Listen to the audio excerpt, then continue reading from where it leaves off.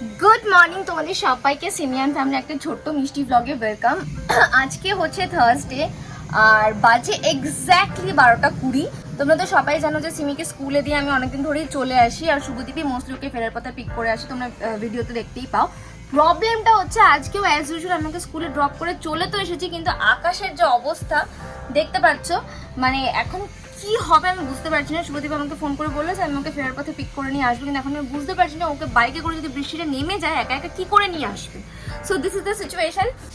এদিকে রান্নাঘরে আজকে একটা হই হই রই রই ব্যাপার চলছে, তার কারণ কালকে ফ্রাইডে সিমির স্কুলে আছে মাদার্স ডে সেলিব্রেশন, আর আমি সেটা নিয়ে প্রচন্ড এক্সাইটেড, কারণ আমার লাইফে ফার্স্ট এরকম কিছু এক্সপিরিয়েন্স করবো। এবার এক্সাইটমেন্ট তো ঠিক আছে, সবই ঠিক আছে, কি পড়বো না সব কিছু নিয়ে ভাবনা চিন্তা করা শুরু করে দিয়েছি, কিন্তু বিষয়টা যেটা সেটা হচ্ছে ওকে নিয়ে সেই যে 10:30টায় বেরোবো, ফিরতে ফিরতে আমার বেজে যাবে 1টা।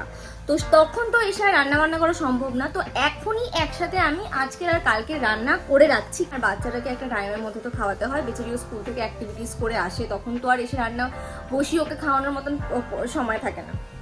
ভিজতে ভিজতে বাপ বেটিতে এসছে, আমি কি চিন্তায় যে ছিলাম। 1টা বাজে আর মুষলধারে বাইরে বৃষ্টি শুরু হয়ে গেছে। সিমি কোনো প্রিপারেশন ছাড়া আমি ওকে স্কুলে পাঠিয়েছিলাম যে এরকম কোনো সিচুয়েশন হতে পারে। অ্যাকচুয়ালি আমারই ভুল, প্রথম স্কুল যাচ্ছে তো তাই ছোটো ছোটো ক্যালকুলেশনে ভুল হয়ে যায়। শুভদীপ ফেরার পথে মুকুন্দপুর বাজার থেকে ওই জন্য রেনকোট কিনে স্কুলে গিয়ে ওকে রেনকোট পরিয়ে নিয়ে এলো। এই যে এসছে, রেনকোট পরে এসছে, নতুন রেনকোট। আসো আসো আসো আসো বাবারে। Good evening. আজকে অ্যাকচুয়ালি সন্ধ্যাবেলা হঠাৎ করে বৃষ্টি শুরু হয়ে গেল, আর বৃষ্টি মানে একটু সিঙ্গারা খেতে ইচ্ছা করলো, তো আমরা খেলাম আজকে সন্ধ্যাবেলা সিঙ্গারা। অ্যান্ড এই যে মেয়ের সাথে এখন বল খেলা চলছে, যাই যাই নিয়ে নিয়ে নিয়ে নিয়ে নিয়ে